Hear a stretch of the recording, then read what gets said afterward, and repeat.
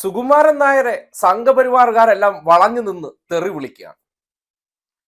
ശബരിമല ആചാര സംരക്ഷണവുമായി ബന്ധപ്പെട്ട് അദ്ദേഹത്തിന് ഇപ്പോൾ യാഥാർത്ഥ്യം ബോധ്യപ്പെട്ടു. ഇത്രയും കാലം അദ്ദേഹത്തിന്റെ പിന്നിൽ അണിനിരന്ന കപടന്മാരെ അദ്ദേഹം തിരിച്ചറിഞ്ഞുകൊണ്ട് ശബരിമലയുമായി ബന്ധപ്പെട്ട് അയ്യപ്പ സംഗമത്തിൽ NSS നേരിട്ട് പങ്കെടുത്തതിന് ശേഷം അദ്ദേഹം നിലപാട് പറഞ്ഞു.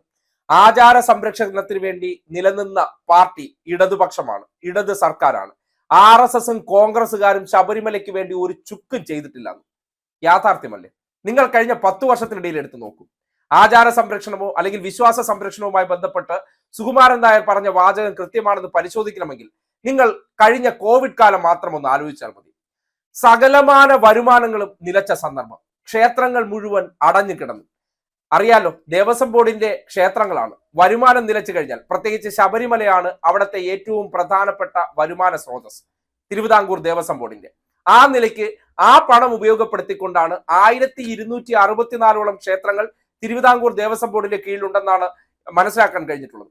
ആ ക്ഷേത്രങ്ങളിൽ ശബരിമല എന്ന ഒരു ക്ഷേത്രവും മറ്റ് 64 ക്ഷേത്രങ്ങളിൽ നിന്നാണ് വരുമാനം കിട്ടുന്നത്.